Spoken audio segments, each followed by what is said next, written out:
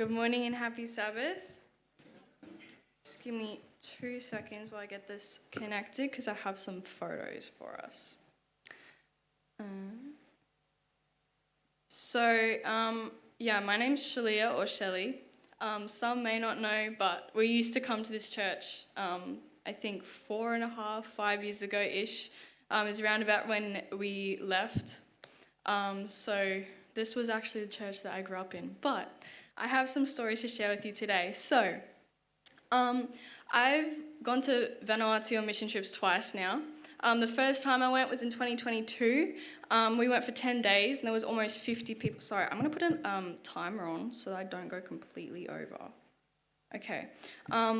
And so there was almost 50 people. I think 49 people went when we went the first time. This was some of the group that went. There was, 49. That was basically my grade 11 class and the grade 12 class, which is actually really small because our school's really small. But yeah, there was that many people. Over here, that's where Vanuatu is on the map. The island that we went to is the Fate Island, and that is where Port Vila is. And that's kind of like down the bottom. But I know you guys are doing a mission trip to Gower Island at some point. That is like way up north. So that's like a couple more flights up to the north of the set of islands, I guess you could say. But yeah, so that's where we were, that's who we were, and that's how it all went. It's a 3-hour flight from Brisbane to Port Vila. It's really beautiful country. One of these planes on the on that side over there, the little ones, that's kind of one of the type of planes that Pastor Mark has at Gower. So they're the small planes that take you to smaller islands. But it's a really beautiful country. As soon as you step out of the plane, the humidity and heat just fully hits you. But it's good. It's exciting.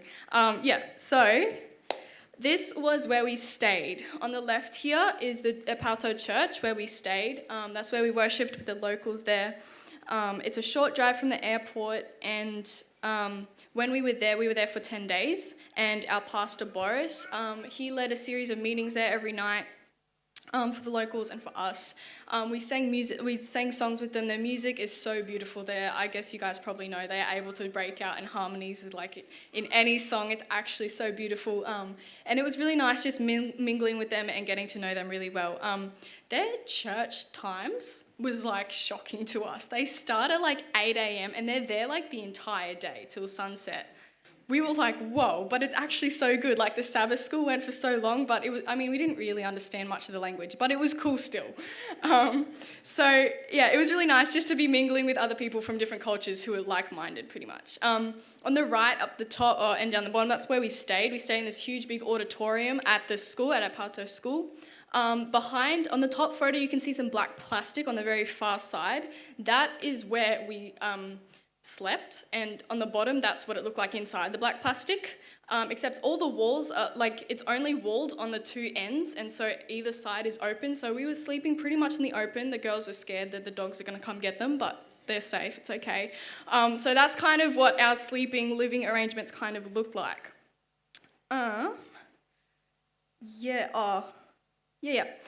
Here, just general context of the island. I have lots of videos, but this is just a very small snippet of what it's like to go to the markets, to go shopping with everyone.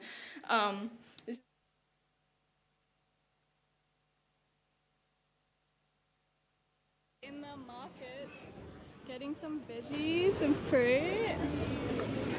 How exciting.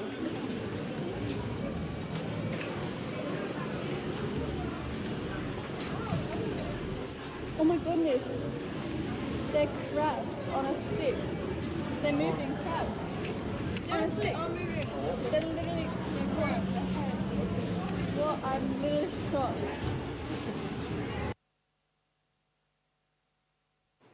That is... Hello. There we go. That is kind of a bit of context of the island. We had so much fun. It was a bit of a culture shock for some, but it was a blast. So there were several things. These are just a bunch of random pictures while I'll tell you about the type of things that impressed me to go on this mission trip. Firstly, it was a school trip, so it was with people I knew, people I was comfortable with, my teachers and my friends. It was a new traveling experience to go to a new country and meet new people, and I'm always down for an adventure like that, so I was really excited to go. But I think one of the biggest reasons that I decided to go is that it's an opportunity to serve God, and throughout the years, I've read so many mission stories that like I can almost envision exactly the way it should have gone. And so I was really excited to just go and actually experience that for myself. And so it's finally coming to life. In fact, when I decided that whenever a mission opportunity would next present itself, that I should go, which is how I then decided to go on the 2023 trip. Now, the missions trip that our school runs is for the grade 11 class. So the first one in 2022 is my grade 11 class. However, the teachers were like, yeah, if you want to go back, you can go back. And so 2023, myself and one other Year 12 student also went back in 2023. And it was a huge blessing. So, what are the projects that we completed? In 2022, actually, we had 3 major projects, as well as spending time with the kids and Pastor Boris's night meeting. So, on the left here, we're clearing a space for the water tanks. We're putting in some water tanks so the amenities block of the big auditorium where we were staying could actually have some clean water because it didn't really have functioning water supply at all. So we're just putting in a couple tanks. So that's the way that project started. The next one, we were building some really, you saw how tall that ceiling was? We were hanging some 4 big basketball hoops from that. Because the students at the school kind of didn't really have any sport equipment. They didn't have anywhere to they kind of just had their classrooms and some grass. So we were like, cool, we'll put in some basketball hoops for them. And then our biggest project actually was a kindy that we started to build. So this was the earliest photo I could find, but when we got to the place to begin the project, there was like rubbish and trash everywhere. It was overgrown, there was rubble everywhere. And the bricks, which are actually coral bricks, fun fact, but they were all piled up like in the middle of that. So we had to kind of, do a lot of cleaning before we could actually start. It's just some photos of when we were building. You can be very sure that this building was built by school kids and that it was built by hand. We had concrete dust all over us for a long time afterwards, you better believe it. This was the way that the 2022 kindy project was completed. We left it completely built. The bricks were up. We laid some slabs down, which was a couple of miracles in itself because we were on a time frame, and we all know that island time doesn't really abide by time frames. So it's a miracle that we got the concrete down. We also cleaned the place up so that it was actually, you could get there rather than having to step through trees and everything. And that's probably the main crew that did all the hard work. I like to think I helped, but we like to let the big boys do that. This was how the tanks finished up. There's 2, we put 2 in, as you can see in the other photo, and they worked well. We went back this 2023, they're still working, so we did that one went well. This was the basketball hoops, the cherry picker, once again, miracle that actually went, because we're on a time frame, island time is not.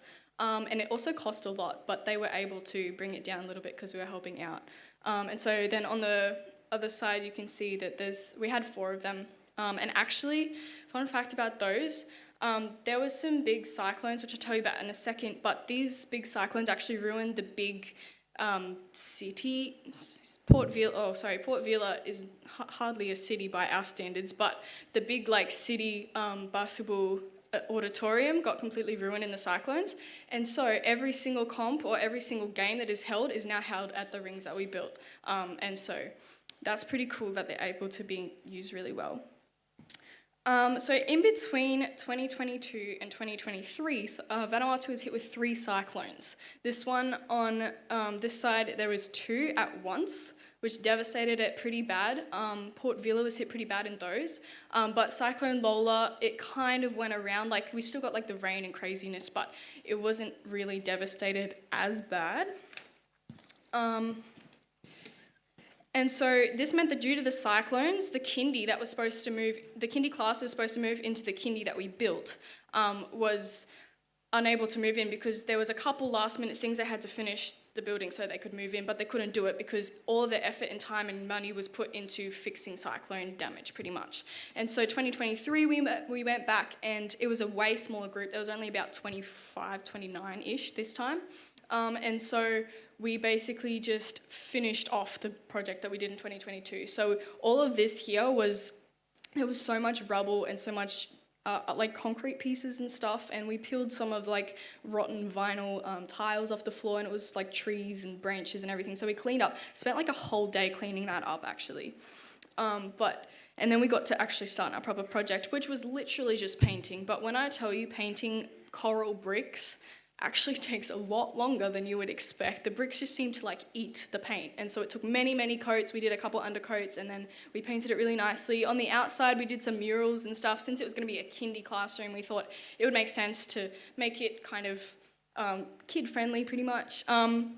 So this is the way that we left that. We had games on the ground. As you can see over there, we had like hopscotch and other random things that they could do. We also built a fence, which was really important since kids, and there was a big drop-off, so we built a fence so that they could stay safe. In the very far right corner over there, you can see we also built a ramp down so that they didn't have to, like there was a big, huge step for kids, might not be very safe, so we built that down there as well. And then we also bought and donated a whole bunch of like resources and supplies for a kindy room and kind of like decked it out so it looked right ready to move into. So they are actually using that kindy now, which is really exciting. Now, the question that Annie Liz asked me was, what does mission actually mean to you? So if you go to Google, missions is the calling of a religious organisation, especially a Christian one, to go out into the world and spread its faith. And that ties hand in hand with the Great Commission, which says, well, we all know what it says, but it's basically telling us to go and preach the gospel and bring people to God. And so to me, that was basically what mission is. It says a dedication to serve God fully and completely with no distractions for a certain amount of time. It is a mixture of serving God through helping and blessing other people we come in contact with physically, spiritually, and relationally, as well as receiving some fun sunsets, as well as receiving a great blessing personally as the circumstances cause us to grow and mature in our own walks with God as we learn to depend on Him more in a way that we rarely experience in our comfortable first world countries. And so some of the ways I was blessed personally on our trip, include coming together spiritually as a class and seeing our classmates come closer to God. I was able to have a couple of chats about God with some of my non-Christian friends. One of them is in this year's class for Arise, which some of you might know what that is, but it's basically a 3-month Bible school. So that's really exciting, and some of the others have been doing Bible studies ever since. Prayer meetings, as you can see on the left, took place every day. Students and Bible studies, prayer meetings, Bible studies, and healthy theological debates were like absolutely normal. You would hear very in-depth theological debates over lunch. It could be stressful sometimes, but we always got there in the end. Sunrises, such as the one on the right, were frequently seen by students and teachers, as many of them got out of bed and woke up way earlier than the actual wake-up time to spread themselves out around the auditorium and around the front area where we had, just to spend time with God alone. But it was really encouraging because while you were there spending time with God alone, you could see someone like 5 meters, 10 meters away also doing that. And so it was just a really, really nice atmosphere. Another part of the mission that I experienced was when we were able to help those around us and witness to them and fellowship with them as like-minded believers from a different country and from a completely different culture. After we put up the basketball rings up the top right, we taught these girls to play basketball, and it was actually so much fun. By the end, we actually got pretty close with them, and when I went back in 2023, there was some that were like, I know you from last year. I was like, hey, I think I remember you too. So we had like little mini reunions. It was so much fun. This one down here, the locals helped us paint a lot. Like they kind of just come and hang out with us a lot. The guy taking the photo, his name's Kami. The caretaker of the auditorium is there as well in the back. His name is Zuli. And then down the bottom, you can see like a big group photo because like by the end of our time there, we actually became really close with the people there, and it was really hard to say goodbye. But that the connection that you're able to get is just really, really encouraging. Some of the biggest blessings that I experienced while I was there was spending time with like-minded people, but also the children. These kids are actually such bubbles of energy. It's so much fun. We spent time with them, we played with them, we loved them, and they loved us back. As soon as they saw us walking up to the gate, they were screaming and crowding around the gate, and the moment it was open, they run up to you and they're jumping for hugs, asking to be picked up or swung around, playing with your hair, especially the blondes. They asked us to play games with them, and they're just such a bundle of joy. And although some of them were wearing, like the ones that were wearing shoes, like were clearly like just thongs and way too small for them, they were making the most of life, and they were so grateful and content with what they had, which was actually a valid representation of all the people over there. I also have a random video of these kids running, just because it was cute.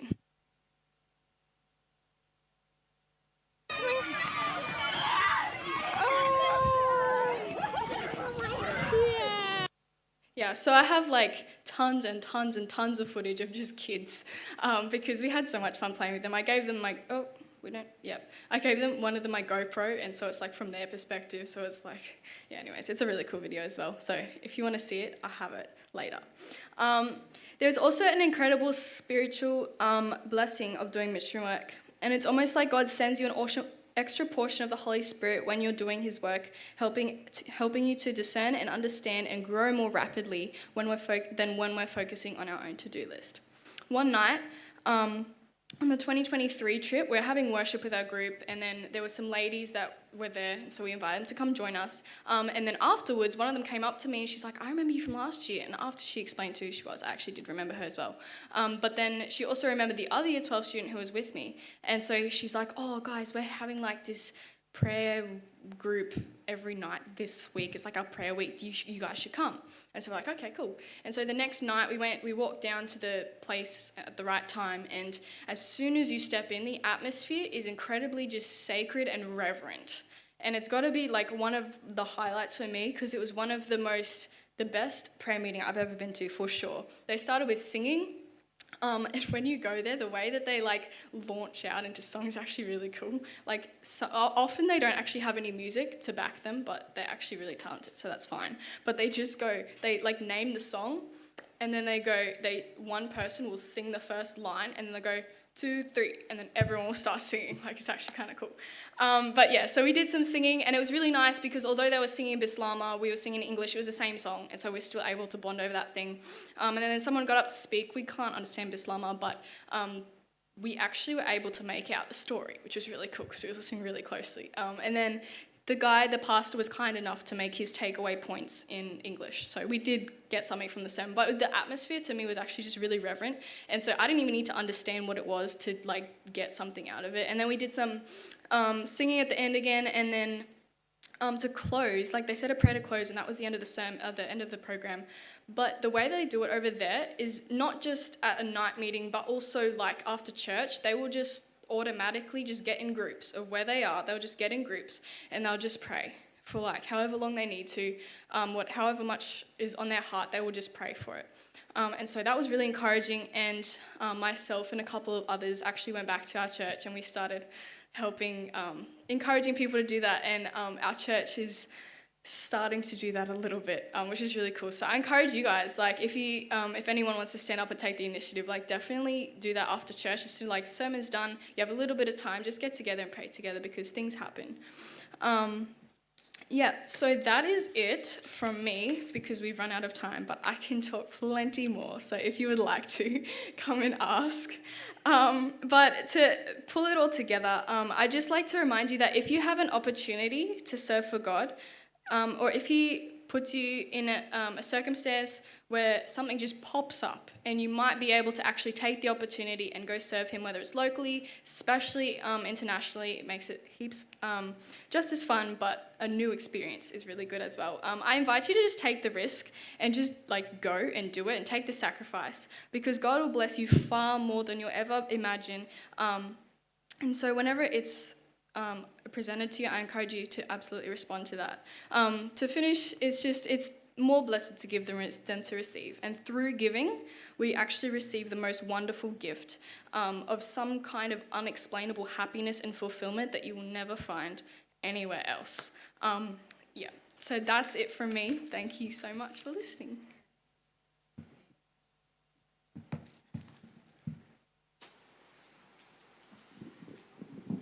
Can I hear you all say amen? Amen.